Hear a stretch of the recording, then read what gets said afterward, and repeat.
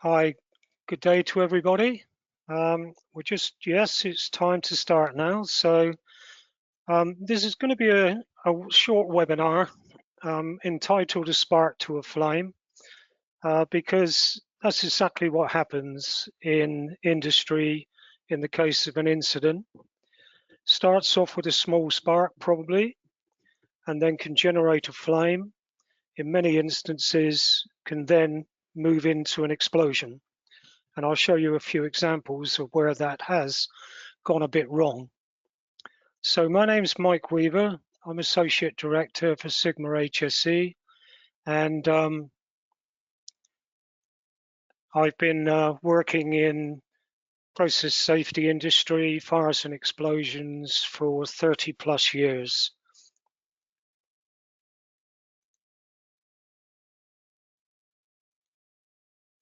So what's the webinar objectives? The webinar objectives are to learn about static charge, how it can be generated and accumulated in a manufacturing environment, the different types of electrostatic discharge and their relevance, because you can live with an electrostatic discharge if you know what its energy is and what it can ignite.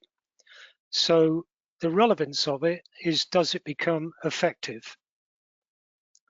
The different ways that we can come about to control electrostatic charge generation.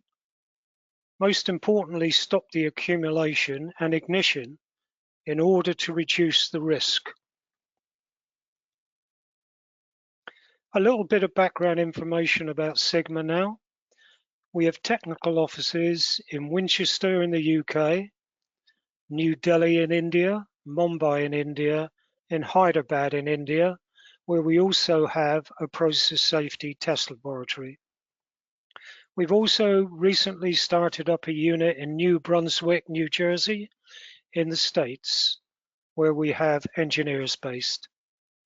Our laboratories, the process safety laboratories, are based in Winchester in the UK, where I'm based, our headquarters, and the process safety laboratory in Hyderabad in India. Again, I oversee that laboratory as well and help them with any technical queries that they may have. Our areas of expertise are, we bring together our Indian and UK experts to provide our clients with environmental health and safety services and appropriate engineering solutions. So the idea of our consultants going out on site, our engineers, is to come up with a solution, not just give you more problems to deal with. We hope that we can work with you to resolve the problem. We undertake laboratory testing in our UK laboratories to ISO, BSI, and ASTM and standards, and we are a regulated laboratory under UCAS. As you can see, we do consultancy, testing, and training. Our consultancy services, the team provide a wide range of specialist technical knowledge covering aspects such as process safety management, its implementation and the review of it. As you know, if you have to deal with it, it has to be reviewed on a regular basis, and we can work with you there if you have changes to your system, etc. DESIR, which is only applicable within the UK, that's the Dangerous Substances, Explosive Atmospheres Regulations, and the ATEX assessments, which are across Europe, and that means atmosphere explosive. We help with hazards, HAZOPs, process hazard analysis, the PHA, functional safeties such as SIL, safety integrated levels, chemical reaction hazards, and we do training workshops publicly such as the webinars, or we can do privately on a company site. Our laboratory testing, we can work in powder, fire and explosion hazards and properties, gas and vapor properties we look at, electrostatic properties, which we're talking about today. So we can do a lot of the testing. If you've got a problem on site, then we can look at the properties of your materials, and we also can look at things like gloves, shoes, liners, bags, that type of stuff as well. And we also have a chemical reaction hazards testing facility here in the UK. So why electrostatics? As the title tells you, from a spark to a flame. And as you know, in your normal life, you come across the sparks from electrostatics probably every week in something you do. The most common is getting out of the car and you get a spark. That spark comes from the car, not from you, which is an interesting thing because everybody thinks it comes from you. But it's caused by the car building up electrostatic charge when you're driving it. And then when you get out of the car, you break the earthing of it, and then the car becomes charged in one polarity and you become charged in the other. The car dissipates the charge very quickly due to the anti-static tires, and you touch the door handle and straight away you get a spark, which causes you to jump and becomes very uncomfortable. It's specifically mentioned in ATEX and DESIR as a potential source of ignition. It's the only one actually which is mentioned specifically. Not a lot of people understand it and they confuse it with electricity. So sometimes on sites you see the electrician dealing with electrostatics and then he gets a bit lost because he doesn't fully understand electrostatics. He thinks it's too complicated, it's a dark art, often blamed as ignition source when they can't find anything else. It's ever present on the site, everywhere you go. The risk from a static electric shock or sparks is there. It's inherent in the majority of processes that you deal with, so it's very difficult to eradicate. And it has caused a number of industrial incidents in the past. Typical one in July 2007, Barton Solvents explosion, static discharge ignited an ethyl acetate vapors. And then you had a domino effect carry on through where the complete tank farm was destroyed. Lots of nearby communities had to be evacuated and bits of flying metal and pieces of plant were found long distances away from the site. In this instance, people tried to do the right thing, but didn't have enough knowledge about electrostatics, and they failed to eliminate all the potential risks there. And the spark, as we say, ignited one tank, which went into another, into another, into another. The ExxonMobil explosion, February 2015. Hydrocarbon gases entered the electrostatic precipitator and exploded because inside there were continuous sparks available. On-site property damage and injuries to operators. Again, we know there's sparks there because that's how it works. But you shouldn't let a flammable atmosphere come into the unit. Caswell Adhesives fire, May 2007. Ignition of flammable vapors due to static discharge. A lot of problem with adhesives is they are extremely insulating.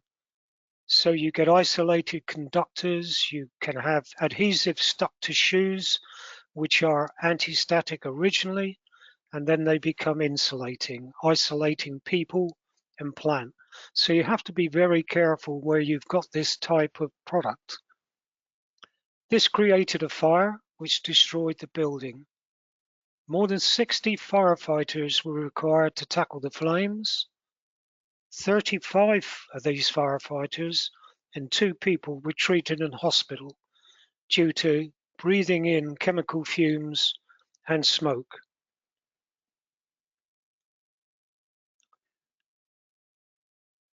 In the UK and the rest of Europe, we have a set of standards around which are 60,079 and 80,079, and they produced an electrostatic hazards guideline, which is BSEN 60,079 32.1 of 2015, and that's what we call the Electrostatic Bible.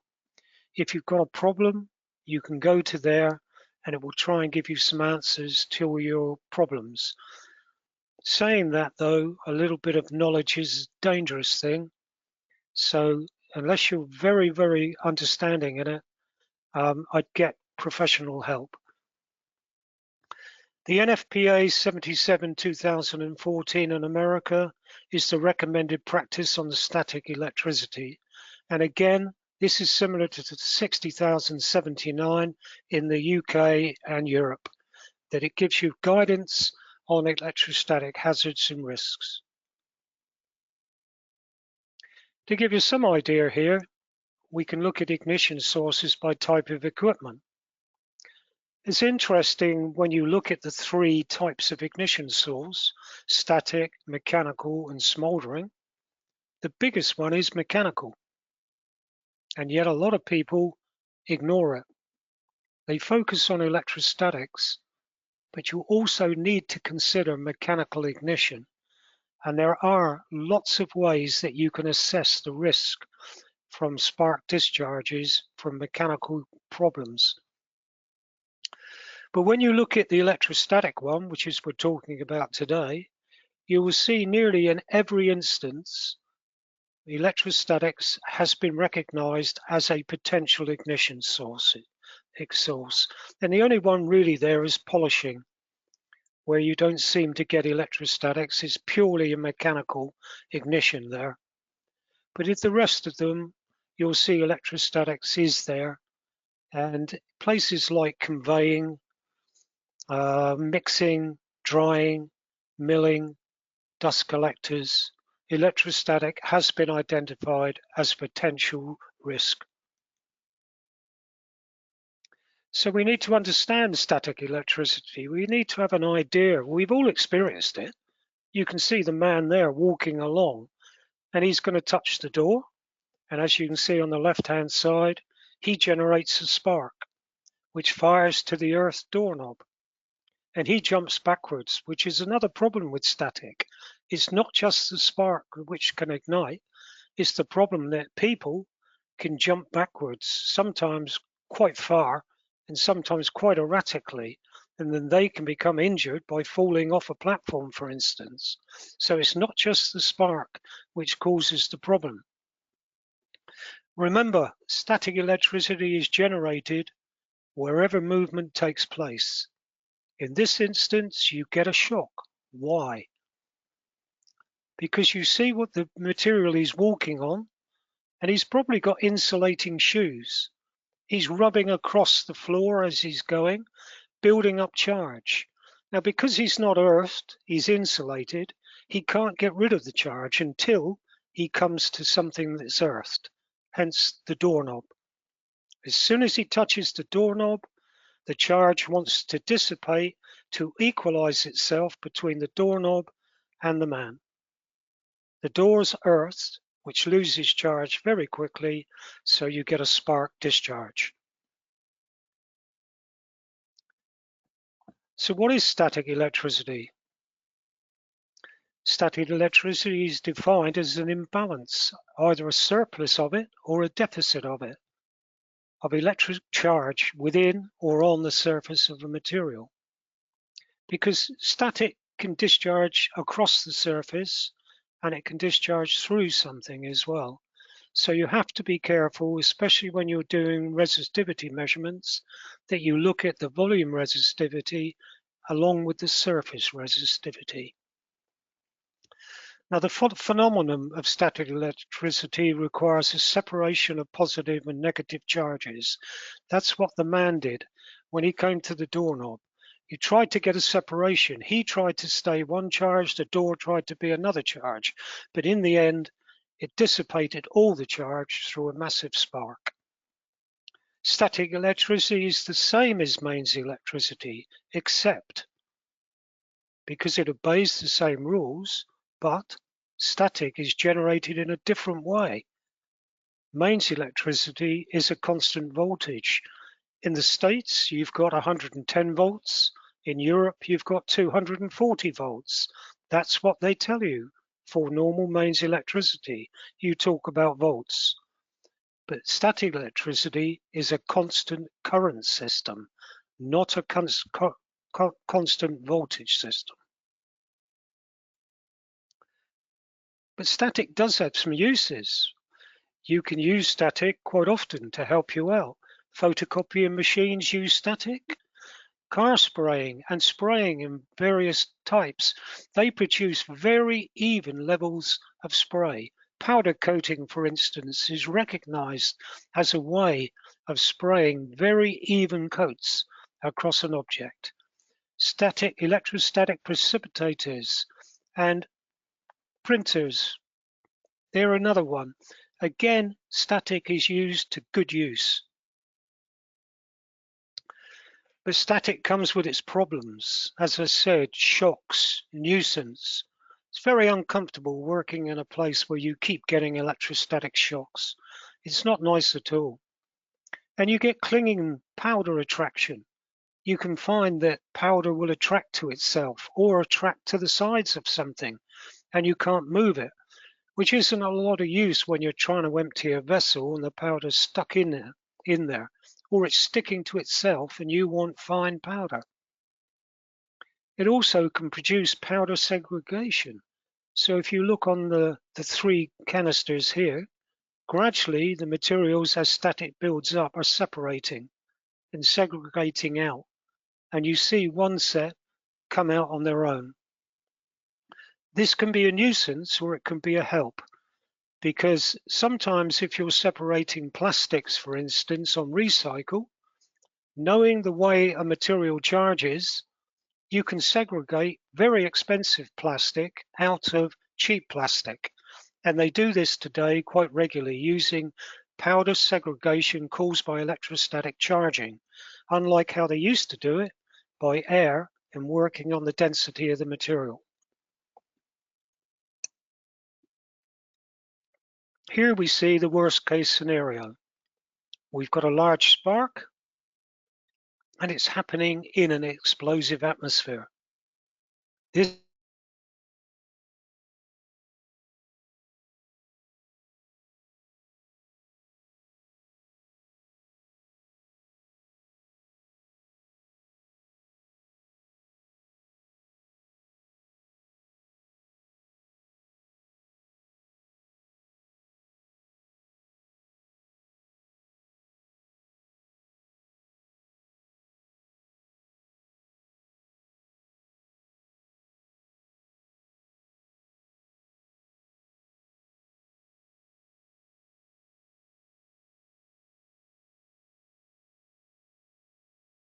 Hi, ladies and gentlemen. Just to let you know that we're having a slight technical difficulty with Mike's laptop.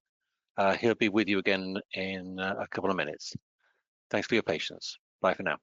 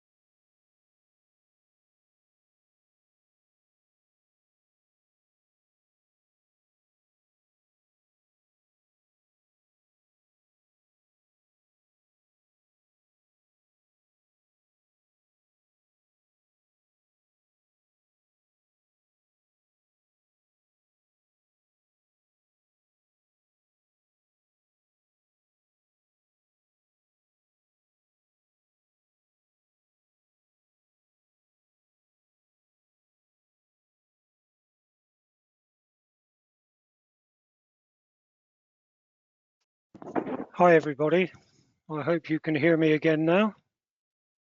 I can only apologize for that. My computer just decided suddenly to shut itself down for no apparent reason.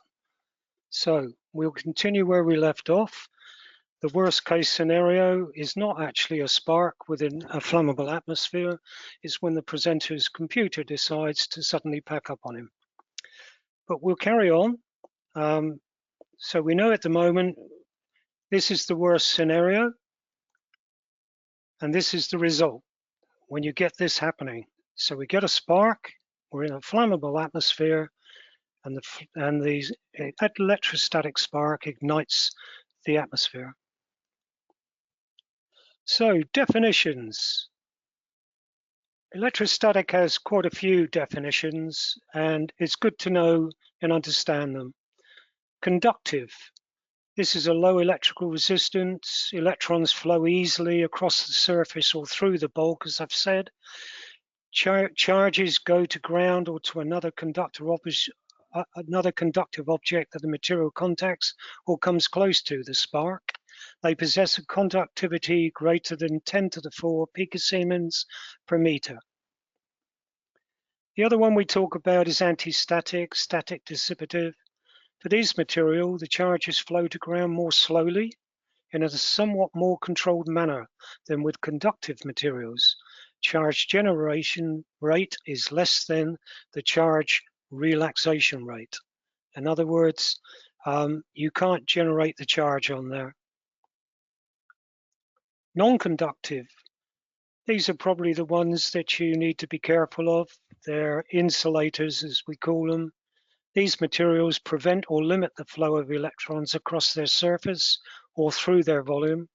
They have a high electrical resistance and are difficult to ground.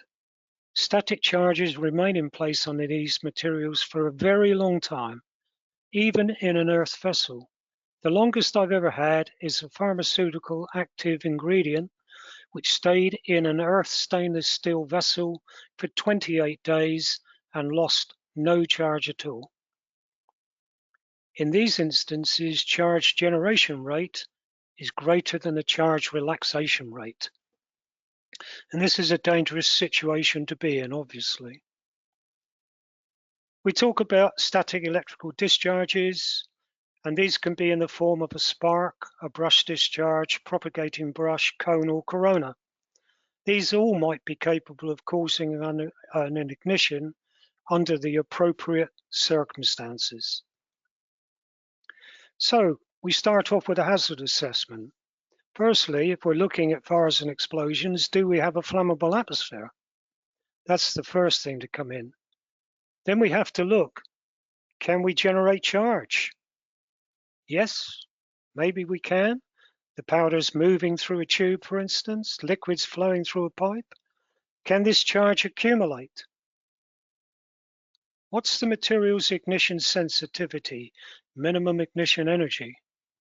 And what's the discharge type? If we know the discharge type, we know the MIE, then we can figure out whether we've got enough energy to ignite our flammable atmosphere.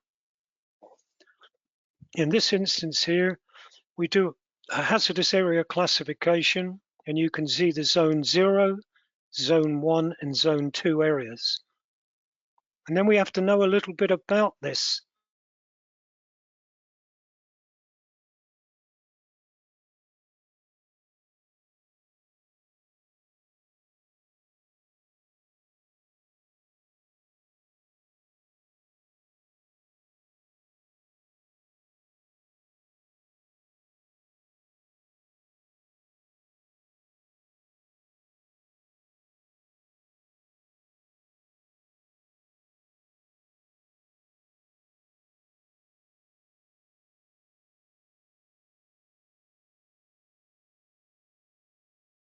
I'm sorry, ladies and gentlemen, we've got another technical problem with that computer. It's playing up today.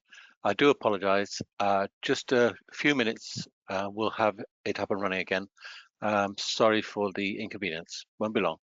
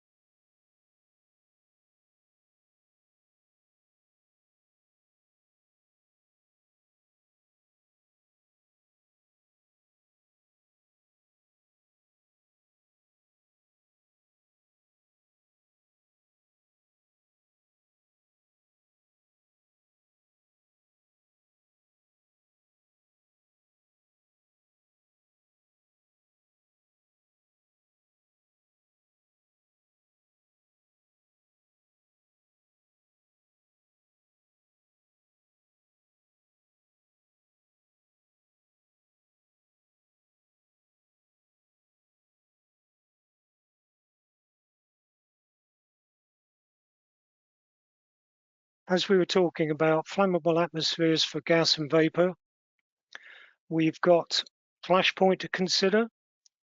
In other words, what temperature can the material flash at?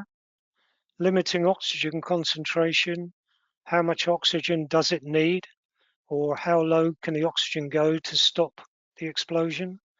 Liquid conductivity. Powders use resistivity, liquids use conductivity.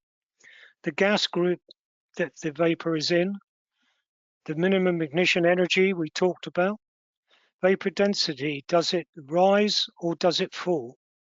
And the flammable concentration, the lower explosion limit and the upper explosion limit. We need to know again, are we within the flammable range?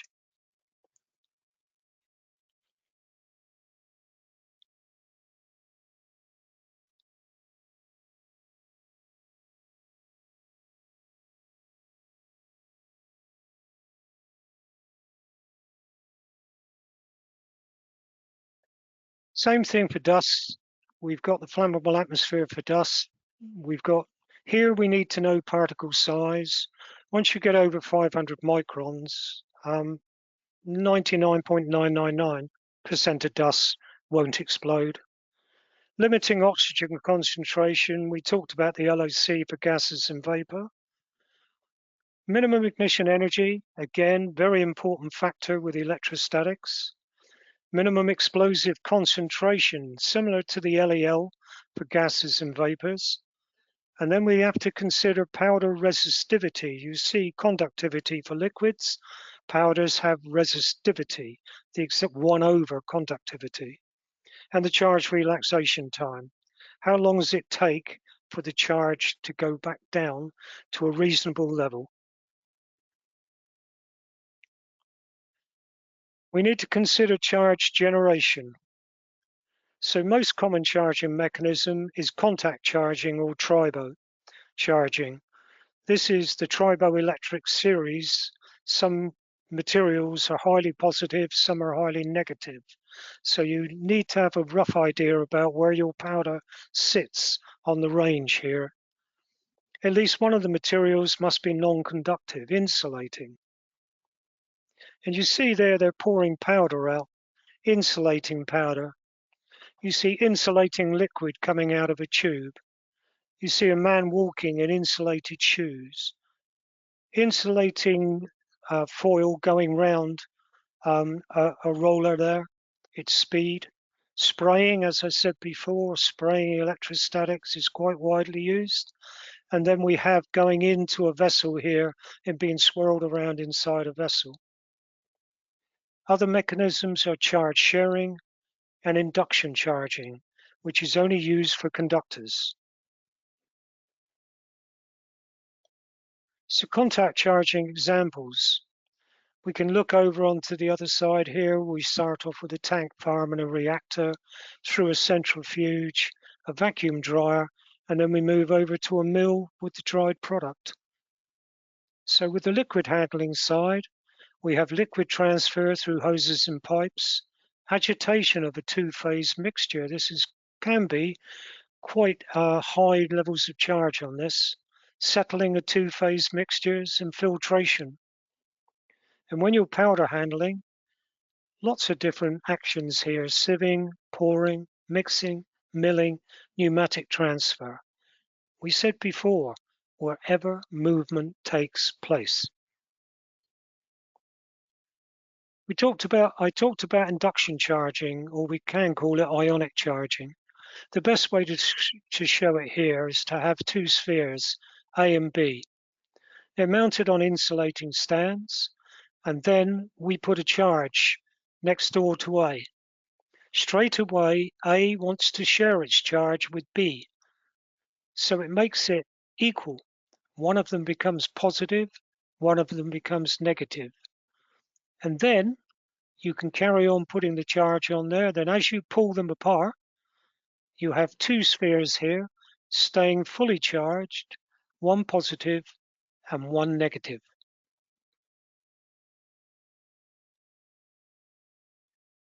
One of the biggest hazards is charge accumulation. If you generate charge and you get rid of it quick enough, then you won't have so much of a problem. But if charge generation exceeds charge relaxation, then you've got a problem, because now you can build up charge and it can go to isolated metal plant. It can affect personnel. You can have non-conducting materials, bulk liquids, bulk powders, and mists or dust clouds can be charged. Charge accumulation can occur in A, on the conductor's side. You've got an insulated piece of pipe here. And then in B, you've got a metal drum put on top of some plastic, which is insulating. In C, you have an insulating drum, and you could have conducting material in it, which will become charged. When you go to tip it, when it reaches Earth, it will spark. And then you've got a person here. He's basically a conductor on insulating shoes. And then E, you can see the rings there are isolated and they become charged. And for insulators, we've got shrink wrap, we've got insulating powder coming down a plastic pipe maybe. You've got a dust filter system here where you may have the bags are insulating. And then you've got insulating material on D there going into the vessel, holding and remaining its charge, even though the vessel may be earthed.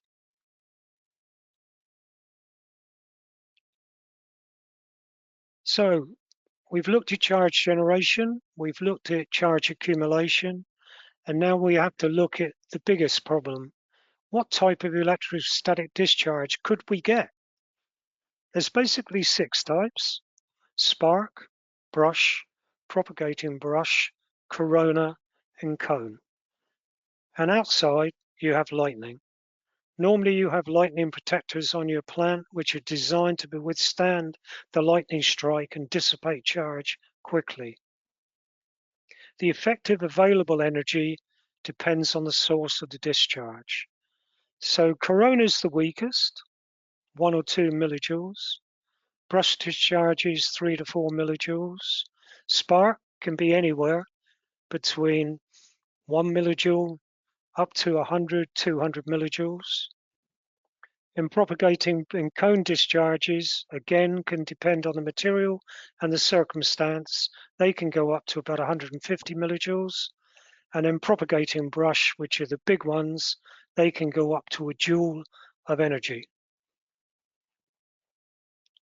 So spark discharges come from charged isolated conductors. You can calculate the energy, half CV squared. On here I say up to roughly 100 millijoules. They can be bigger. They can be 150 to 2, depends on the size of the isolated conductor, because you've got half CV squared. So it depends how big C is.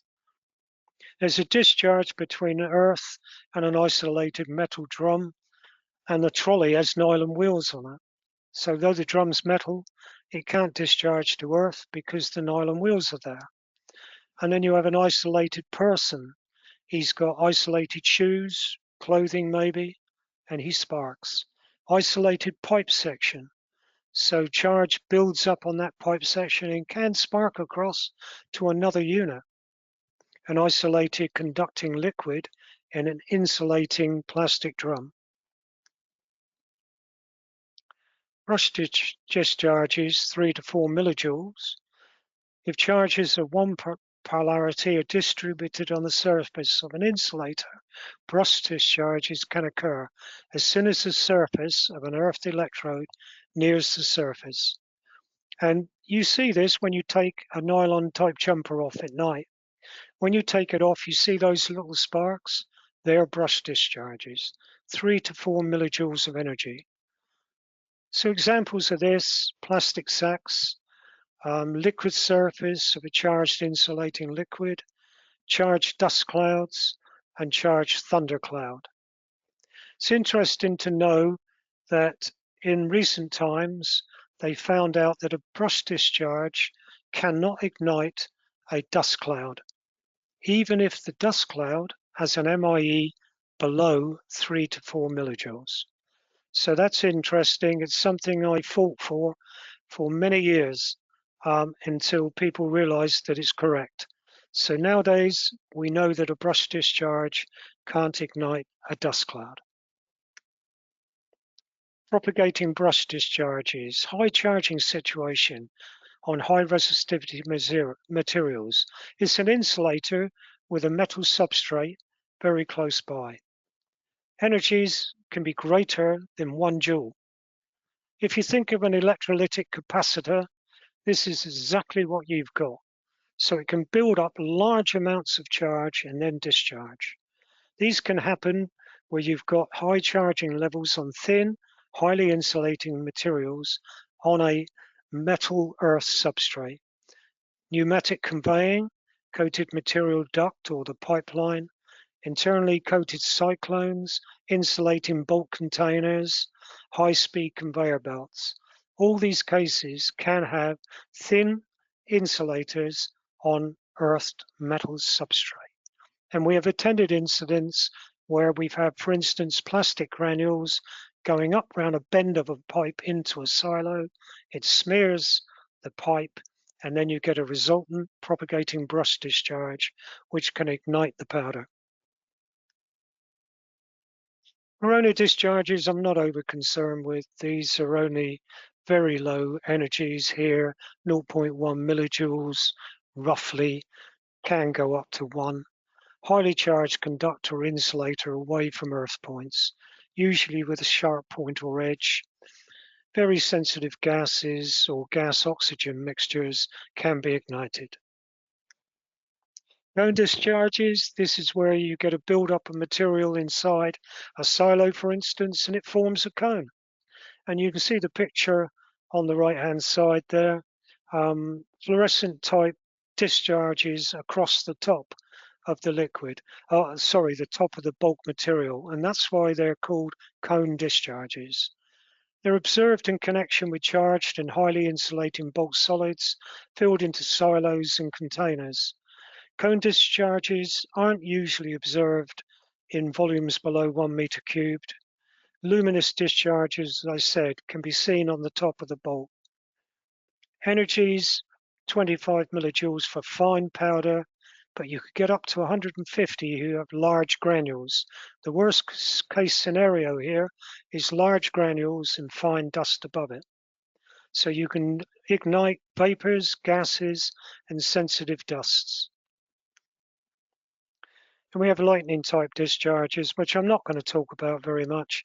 Most people have experienced it or seen it, and you have systems in place in all factories, or you should have, to control it. So let's have a look at the electrostatic hazards in plant. These are some of the examples I've shown you earlier, and we'll have a look here. So metal components, isolated, conducting, fixed immobile objects, they can store energy and be the source of spark discharges. That's what we've seen, a man walking along, or we've got a trolley with a vessel on it, which is not earth because of the nylon wheels, and then you come in contact with earth. Energy can be up in the range 100 to 500 millijoules, again, depending on the object. This can be compared directly to the worst case MIE for a material. So if you've got a material with a low minimum ignition energy value, then you want to make sure everything is earthed properly. You get a spark discharge, it could ignite the dust cloud, and definitely the gas or vapor. Personnel. Basically, we're mostly water, so the human body is a conductor and can be a source of spark discharges. Charged by contact, you walk, you share, or induction, any of these can charge a person. Static shocks, to give you some sort of idea, 0.1 of a millijoule, undetectable, but can still ignite hydrogen and carbon disulfide. And some hydrocarbons if you've got a high oxygen-rich atmosphere. 0.25 millijoules, still undetectable by feel, but may ignite hydrocarbon vapors and or some gases in air. 1 millijoule, very slight feeling like a feather brushing against your finger, and it will ignite some sensitive dust clouds. In the pharmaceutical industry, there are quite a few dust clouds with MIEs of less than 1 millijoule. When we get up to 10 millijoules, we get a prickling sensation, ignites dust clouds. These can ignite vapor and dust clouds that have low minimum ignition energies. 100 millijoules, slight muscular contraction, very incendive, can ignite just about everything around unless you have a material with a very high MIE. 1 joule, sharp muscular contraction. It ignites everything that you've got. I talk about sharp muscular contraction.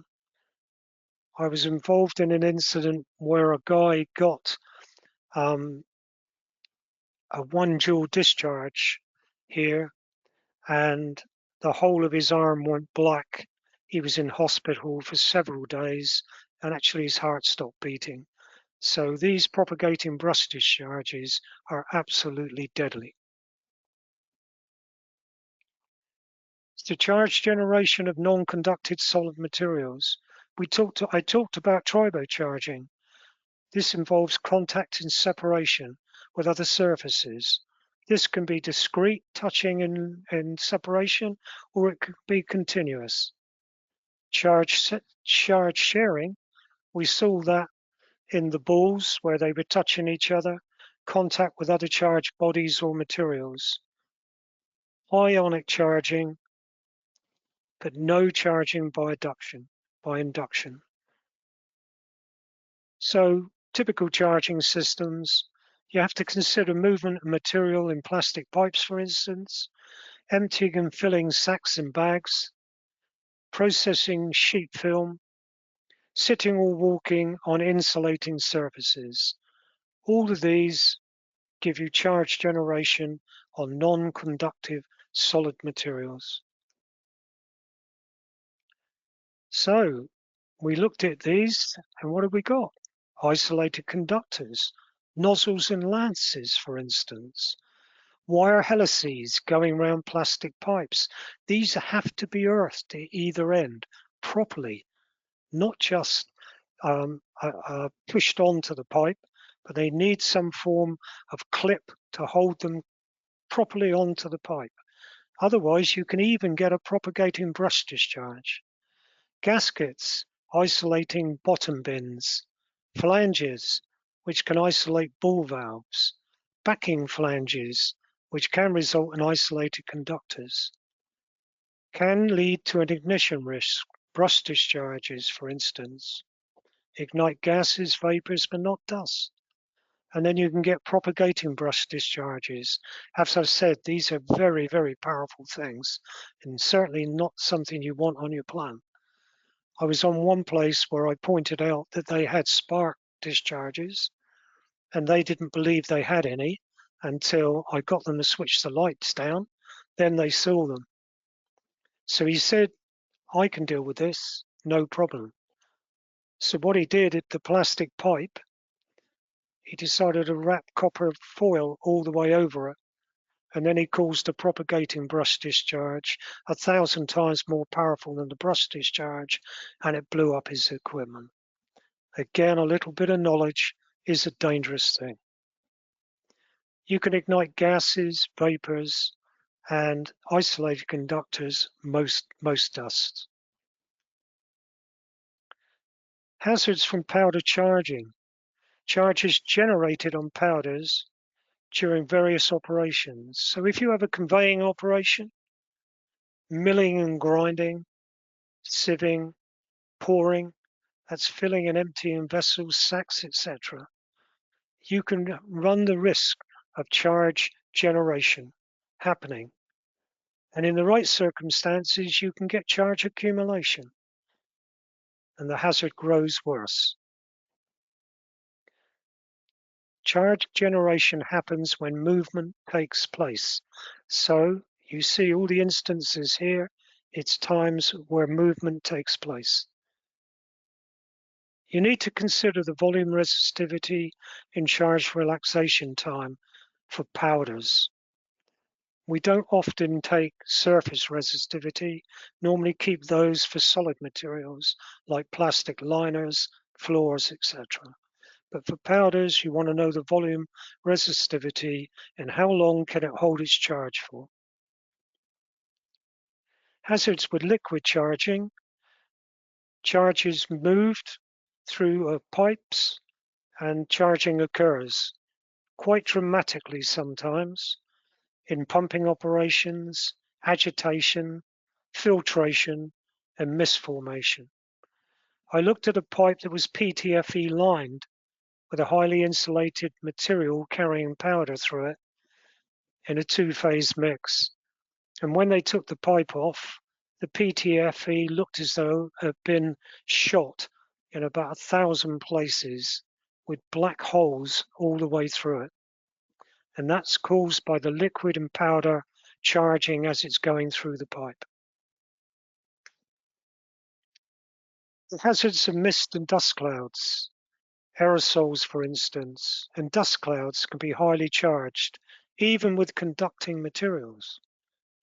Always remember that if you get a mist, it can ignite below the lower explosion limit. And charge levels depend on how the mist is generated. And they can induce charge on isolated conductors close by. And we don't know quite often what is the MIE of a mist. It's different to a vapor and can be much lower. So hazard summary. Establish that a flammable atmosphere can be present. If it is, what is the ignition sensitivity of the flammable atmosphere? We use the minimum ignition energy. Do operational conditions affect the MIE? Is there high temperature, reduced or increased pressure, for instance? Is the material insulating or conducting, or the carrier vessels, are they insulating or conducting? Can we determine where the maximum charge will occur? Can we estimate or measure the charging rate? What type of discharges are relevant? Can we get a spark discharge, a cone discharge? Can we get a propagating brush discharge or just a simple brush discharge? Can the maximum stored energy be calculated? Is action to prevent, reduce, and control electrostatic hazards necessary?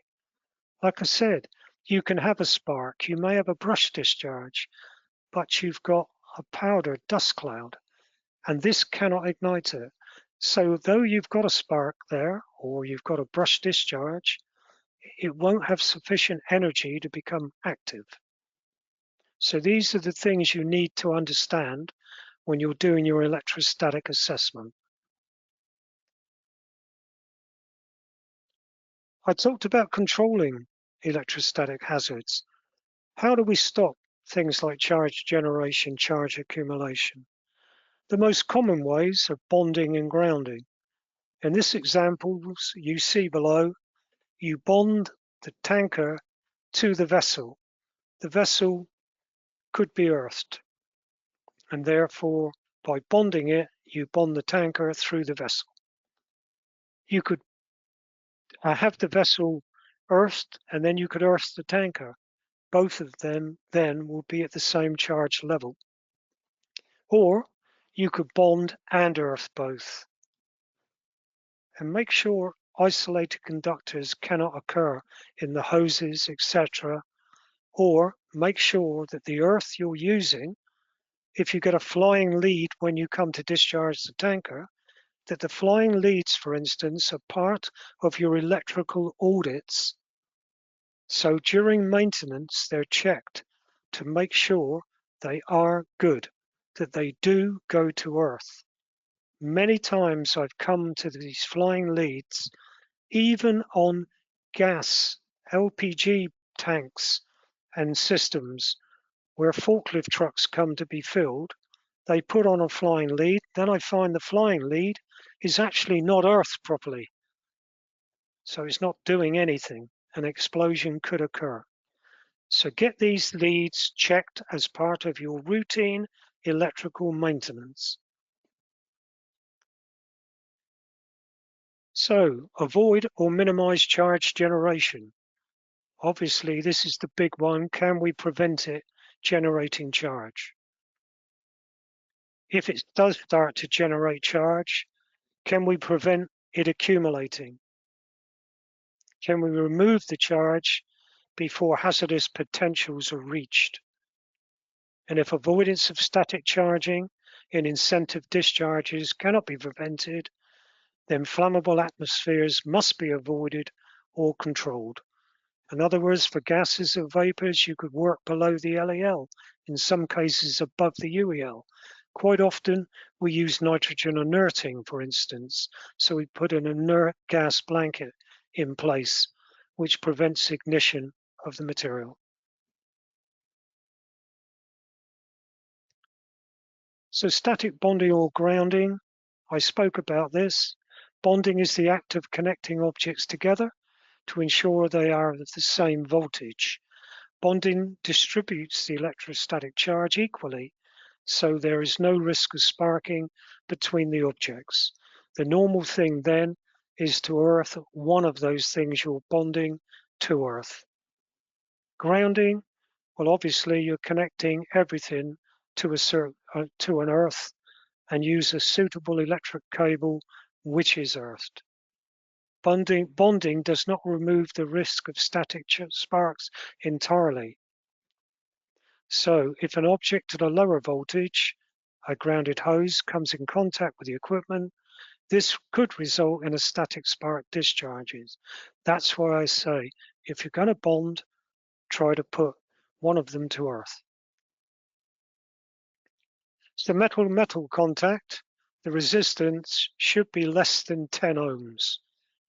So if you've got good metal-metal contact, you should be able to measure that the resistance is less than 10 ohm. And this also complies with the lightning requirements. So for pipeline, usually earthed by connection to plant. Use flange bolts on vessels and structures.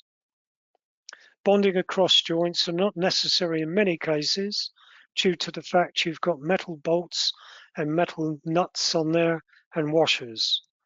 If you've got paint on the system, then use serrated washers, for instance, or ingressive environments. So the serrated washer digs through the paint and finds some metal contacts.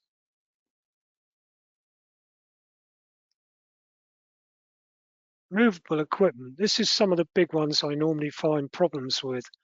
Drums, truck feeders, drum pumps, movable plant in hazardous areas. Earth by contact with suitable floor normally, but you get insulating skids, insulating feet, insulating wheels, in which case you've got to have flying leads. If the floor of resistance is variable or uncertain, as I said, use a flying lead with an electrostatic approved clip. The lead needs to be hardwired at one end and again checked as part of your maintenance. Connection is made before you start the operation. Finish the operation before you disconnect. Here's an example of a ground proving unit. You get green light coming up saying everything is suitably earthed, you're okay to go. Red light says, no, it's not. Check it, find out where the problem is. These are often used on tanker discharge points, but they can be used on vessel filling and areas like that within the plant. Grounding measures on a centrifuge here. We've got a braided hose there covering a pipe. Again, make sure all parts of the vessel, any pipe work which could be isolated, and the braided hose, etc., all have to be checked for earth. So you need earth, the word is continuity, through any part of the conductive plant. Personnel. Flying leads can be used to ground personnel, but as you can see, you're running around with a ball on your feet. Normally, these are used in the electronics industry with wrist straps, where you're at a desk, you're not moving anywhere. But the normal thing to do is use static distributive flooring and shoes. So the total resistance between the body and the ground should be less than 100 megohms. So 100 megohms, anything above that is no good. You've got to be below the 100 megohm limit. You use the floor, use the shoes, and again, when I talked about the adhesives factory, make sure you don't pick up insulating materials which could isolate you. And also, laying plastic sheeting on the floor, that's no good to you either. If you walk on it, you're immediately isolated again. I've seen this around spray booths, quite common, and I tell them to move it. There's no point. You can use anti-static mats on there, which have to be earthed, but you could put those in place over the top of the plastic, so prevent the spillage. So the following control measures can reduce electrostatic ignition hazards. Use electrically grounded conductive plant. Continuity to earth is the secret here. Use increased liquid conductivity. If you have insulating liquid, then you can put in an additive to increase the conductivity. Control of flow velocity. The slower it goes through, the less charge is generated. So less than 1 meter per second is normally where you want to be. So keep the flow velocity as low as you can, reduce the amount of charge. And prevent free falling or splashing of liquids. You can bottom fill a tank much better from an electrostatic point of view than splashing it in through the top. And if you've got valves, use full bore valves. This reduces turbulence. If you've got turbulence, you've got more charge generation occurring. Control of electrostatic discharges. So, based on the properties and the material and the test results, if the electrostatic charges on the powder particle is sufficient to cause a discharge from the surface of the bulk powder, one or both of the following measures should be followed. So your only options here, inert gas blanketing, or in a lot of cases, people use explosion vent panels or explosion protection to safeguard the vessels. FIBCs can generate charge, and these can be an area where I've seen a few incidents. One, the guy was bringing up big bags in a lift up to the first floor and then discharging them into a vessel which was being sucked up into a vessel on the third floor. And they phoned me up and said they'd had a small pop. And when I got the photographs of it, the whole top of the third floor was missing.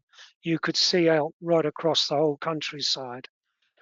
The man himself was trapped in the lift when the explosion occurred, which blew the lift doors, buckled the lift doors. And again, this was an electrostatic discharge through the pneumatic conveying of the product. You can use type A polypropylene insulating. They've got no electrostatic features, but you can get brush, cone, spark, and propagating brush discharges, not suitable for use in hazardous areas. You can get type B, which are still polypropylene insulating, but this time they have a breakdown voltage of less than 4 kV. So they can still produce brush, cone, and spark discharges, only used for flammable powders, and assess the cone discharges. You can calculate the cone discharge energy, and these cannot be earthed. Then you've got type C, which are conducting threads, or they're fully conducting. Less than 10 to the 8th ohms from any point on bag surface must be earthed in use. The number of times I see type C bags and no one has put an earth lead on it. which means it's an isolated conductor, which means you can get a spark discharge. So make sure you know the type of FIBC you're using. Type D, quite expensive. They're static dissipative designed, and they work if earthed or not. Very efficient, but very expensive. But also, people use liners within the big bags. Make sure that the liner is static dissipative. If you put an insulating liner in it and you've got an earth bag, you could have a propagating brush discharge. So be careful how you put the assembly together. So FIBC selection, MIE greater than 1,000 millijoules, A, B, C, and D, explosive dust, B, C, and D, flammable gases and vapor, is that in the location, and only C and D types. 1,000 millijoules MIE greater than 3, but less than 1,000. We can drop down a non-explosive B, C, and D. Explosive dust, we still stay with B, C, and D, and gases and vapors, again, C and D. When we come less than 3 millijoules, then you've got to be a lot more cautious. The two more expensive ones are your only options. That's C or D. C has to be earth, D doesn't, for all eventualities. So, what have we learned from this? Well, we've learned that the presenter's computer has broken down twice during this talk, which is extremely frustrating and disappointing for me, and I do apologize for it. It's never done it in the whole of its life. So I apologize for that profusely today. But looking at electrostatics, we need test data to understand if there is an electrostatic hazard. How can you say that a discharge, such as a spark, can ignite your product if you don't know the minimum ignition energy of your product? Also, you may be putting in far too much safety in there when you don't need it if the MIE is extremely high. So the type of test data you need for powders could be minimum ignition energy, minimum explosive concentration, powder volume resistivity, charge relaxation time. I've added another one in there, chargeability, normally for very insulating materials that can measure the amount of charge being generated as it's being moved. And for liquids, minimum ignition energy again, flash point for the temperature of ignition. What explosion values do we get? Lower explosion limit. You could do the upper explosion limit and know the conductivity for the liquid. We've learned about an explanation of electrostatics, how sparks can be generated, can cause flames, and in the worst case scenario, result in vast explosions. We've shown this with examples of incidents, types of equipment where electrostatic incidents can occur. So we've had a look at electrostatic hazard assessments. How do you do it? A rough idea, but it gives you an idea of what you need to look at. Looking at charge generation and charge accumulation. The types of electrostatic discharge. As you can see, there's 6 of them, and they vary in energy, and you need to know how they're produced and how they can discharge. You need to look at the electrostatic hazards that you've got on the plant, insulating plant, conducting plant, isolated plant. You need to consider your grounding and earthing. And like I said, for flying leads and earthing requirements, make it part of your electrical maintenance schedules. And the use and selection of FIBCs. Well, thank you very much for that. Again, I apologize profusely for the problems we've encountered. I hope you finally enjoyed it all and that you found it to be knowledgeable and that you've learned something from it. And you can now look at your plant with a different view. But as I said to you before, a little bit of knowledge is a dangerous thing. So if there is any doubts, please get expert advice. Many thanks to you all.